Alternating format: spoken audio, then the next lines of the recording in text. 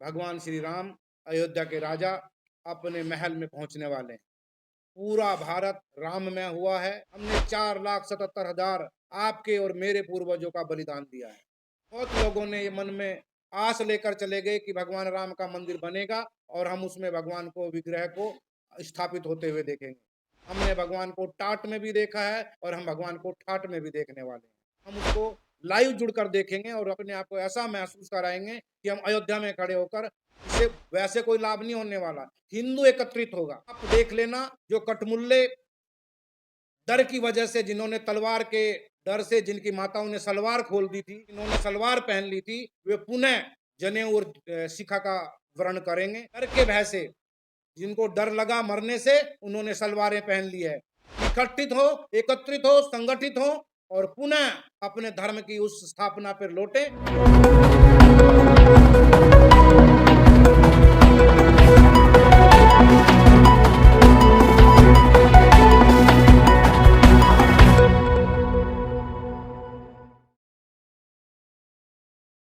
जय श्री राम।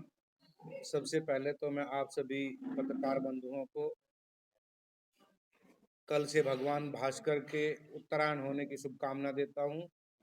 लोहड़ी की शुभकामनाएं, मकर संक्रांति की, जो आज रात से मकर संक्रांति है, इसकी शुभकामनाएं, और आगामी 26 जनवरी को जो गणतंत्र दिवस का कार्यक्रम भारत का हो रहा है, उसकी बहुत बहुत शुभकामनाएं। बंधुओं, आज जो हम यहाँ पर बैठे हैं, अयोध्या में भगवान राम का बहुत सुंदरतम मंदिर बन रहा है। 500 वर्षों की अथक परिश्रम और बलिदानों के बूते हम इस अवसर पर पहुंचे हैं, इस घड़ी पर पहुंचे हैं कि 22 तारीख में अखिल ब्रह्मांड के नायक भगवान श्री राम अयोध्या के राजा अपने महल में पहुंचने वाले हैं। पूरा भारत राममय हुआ है। पूरे भारत में राम लहर फैली हुई है। एक एक छोटा छोटा बच्चा भी मेरे घर राम आएंगे, मेरे घर राम आएंगे, ऐसा वाक्य दोहरा रहा है। तो बड़ा अद्भुत, अप्रितम सा यहाँ पर एक माहौल बना हुआ है। मैं उसकी आप सभी को बहुत शुभकामनाएं देता हूँ। बंधुओं, इस 500 वर्षों की परिश्रम में, इस संघर्ष में हमने 4,77,000 आपके और मेरे पूर्वजों का बलिदान दिया है। उनकी आत्माएं इस वायुमंडल में घूम रही हैं और वो देखना चाहती हैं कब मेरे प्रभु अपने इस सुंदरतम मंदिर में विग्रह के रूप में बैठेंगे। हो सकता है, क्योंकि हम पश्चिम उत्तर प्रदेश के रहने वाले, हम ये कह सकते हैं कि भगवान राम का अयोध्या में मंदिर बन रहा है, वहां तो हमारा कुछ लेना देना नहीं है। लेकिन इस 500 वर्षों में पता नहीं हमने 4 पीढ़ियां में जन्म लिया है कि 10वीं पीढ़ी में है। हो सकता है मेरे और आपके पूर्वजों ने वहां पे कहीं रहकर अपना बलिदान दिया हो सकता है हम और आप भी कोई बलिदान देकर, और उस पुण्य का फल है कि पुनः हमने मृत्यु लोक पर मनुष्य का रूप धारण किया है और आज इस सुंदरतम भवन का साक्षात्कार कर रहे हैं। बहुत लोगों ने ये मन में आस लेकर चले गए कि भगवान राम का मंदिर बनेगा और हम उसमें भगवान को विग्रह को स्थापित होते हुए देखेंगे। लेकिन हमारी पीढ़ी का यह सौभाग्य है कि हम भगवान के संघर्ष में भी रहे हैं। हमने भगवान को टाट में भी देखा है और हम भगवान को ठाट में भी देखने वाले हैं। ये हमारी पीढ़ी का सौभाग्य उदय हुआ है कि हम भगवान को विराजते हुए देखें। इसी उपलक्ष्य में 22 तारीख को भारत के यशस्वी प्रधानमंत्री ने पूरे समाज का, पूरी अपनी प्रजा का, पूरे देशवासियों का यह आह्वान किया है कि सभी लोग 22 जनवरी को अपने मंदिरों में, अपनी धर्मशालाओं में, अपनी सामूहिक सभागारों में, अपने सामुदायिक भवनों के अंदर बैठकर 11 बजे से 1 बजे तक जो प्राण प्रतिष्ठा का समारोह होगा, उसका लाइव दर्शन करेंगे। जगह जगह सभी स्थानों पर पूरे भारतवर्ष में यह व्यवस्थाएं की गई है कि बड़ी बड़ी एलईडी लगाकर वहां पर हवन आदि करके, और उस समय जब भगवान राम का वहां पर प्राण प्रतिष्ठा का समारोह हो रहा होगा, हम उसको लाइव जुड़कर देखेंगे और अपने आप को ऐसा महसूस कराएंगे कि हम अयोध्या में खड़े होकर अपने राजा, अपने प्रधानमंत्री के पीछे खड़े होकर आरती कार्यक्रम में सम्मिलित हैं।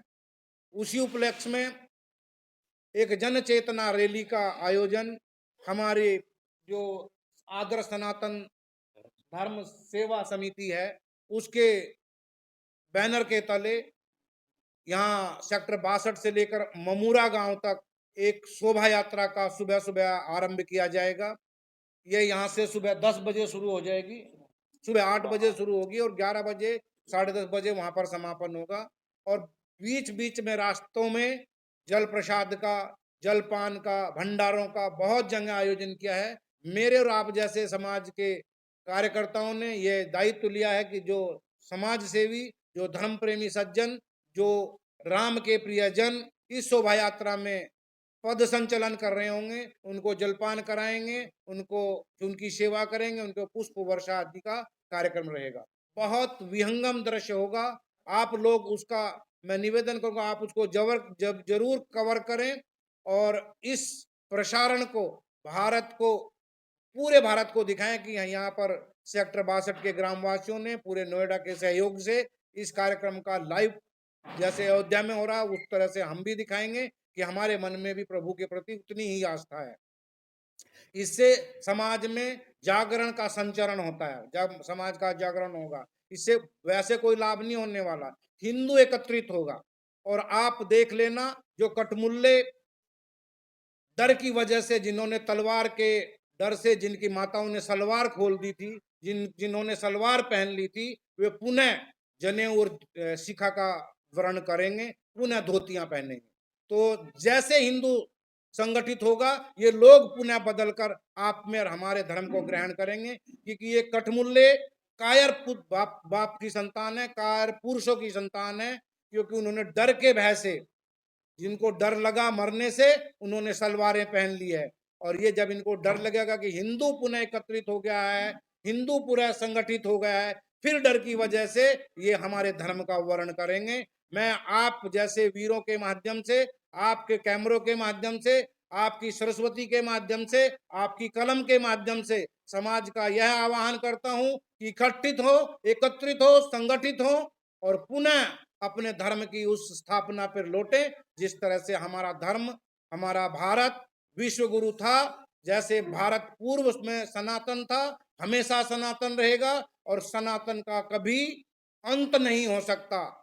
इसलिए पुनः भारत पुनः अपने उदय की तरफ आ रहा है। ये दक्षिणायन से भागकर उत्तरायण की तरफ जा रहा है। इसलिए समझ लो कि पुनः ये 6 महीने आपके धर्म के लिए नई ऊंचाइयां देने के लिए होगा। भारत का पुनः जन्म हो रहा है, उस पुनर्जन्म के हम साक्षात साक्षी हैं और हमारे कंधों पर और आपके कंधों पर धर्म को आगे बढ़ाने की जिम्मेदारी है। उस जिम्मेदारी को हम बहुत संघर्ष के साथ में, अपने खून के साथ में आगे बढ़ाएंगे। इस वार्ता के लिए आप सभी लोग हैं, इसका बहुत बहुत धन्यवाद। जय श्री राम। जैसा कि हमारे भाई साहब, हमारे अग्रज ने बताया, सारी व्यवस्थाएं इस महाशोभा यात्रा की, राम राज्य शोभा यात्रा जिसका नाम है, इसमें सम्मिलित पूरे युवा, पूरा सेक्टर, पूरे ग्राम निवासी रहेंगे। और इस संबोधन के लिए हमारे बीच में थे भाई साहब उमानंदन कौशिक जी। और जैसा कि राम राज्य शोभा यात्रा में कौन कौन जाएगा, तो उसके लिए रवि शर्मा जी को, हमारे जो रवि शर्मा जी हमारे पास हैं, बीजेपी के पूर्व पदाधिकारी भी रहे हैं और समाज में जितने भी सामाजिक कार्य रहते हैं, बढ़ चढ़कर भाई साहब का बड़ा योगदान रहता है। भाई साहब को निमंत्रण सीधा अयोध्या से आया है राम मंदिर जाने के लिए। तो इस बात की भी खुशी पूरी टीम को है, क्योंकि हमारी टीम का एक बहुत महत्वपूर्ण हिस्सा है रवि शर्मा जी। भाई साहब का जाना उस दिन अयोध्या होगा। और हमारे जो जितने भी पदाधिकारी हैं, जैसे कि हमारे लाला प्रधान जी बाजीपुर से, अनुज शर्मा जी हैं ग्राम नवादा से, और हमारे मयंक जी जो युवा शक्ति, उस दिन मिलकर 22 जनवरी को बहुत ही भव्य और दिव्य राम राज्य शोभा यात्रा निकालेगी, जिसके जगह जगह सभी ने जिम्मेदारियां ले ली हैं स्वागत के लिए। भरपूर फूलों से स्वागत रहेगा, भोजन की, जलपान की सारी व्यवस्थाएं रहेंगी। तो सब आदर्श सेवा, आदर्श सनातन धर्म सेवा परिषद की तरफ से पूरे शहरवासियों को निमंत्रण है कि आप शोभा यात्रा में आएं। और एक विशेष बात कि हमने इसको थोड़ा डिजिटल कर दिया है, तो जो हमारे ग्रुप हैं उसमें लिंक पड़े हुए हैं, उन लिंक को खोलकर अपने अपने वाहन की जानकारी पहले उस लिंक पे आप हमें दे दें, तभी आपका वाहन उस यात्रा में शामिल हो पाएगा। चाहे आप 4 पहिया से आ रहे हैं या 2 पहिया वाहन से आ रहे हैं, तो उसकी जानकारी उस लिंक में जब आप पहले दे देंगे, तभी उस यात्रा में आप लोग शामिल हो पाएंगे। सुरक्षा की दृष्टि से भी हम लोगों ने सारी व्यवस्थाएं की हुई हैं। जो हमारी श्री बजरंग सेना है, उसकी सुरक्षा की पूरी जिम्मेदारी श्री बजरंग सेना की रहेगी। उनके कम से कम भी तो 200-250 वॉलेंटियर उसमें सुरक्षा के लिए काम करेंगे। दूसरा, अगर हमारे ग्रुप में किसी भाई को जुड़ना है, तो उसके लिए भी हमने बारकोड दिया हुआ है, उससे आप हमारे ग्रुप में जुड़कर उस दिन यात्रा शोभा का हिस्सा बन सकते हैं। जय श्री राम।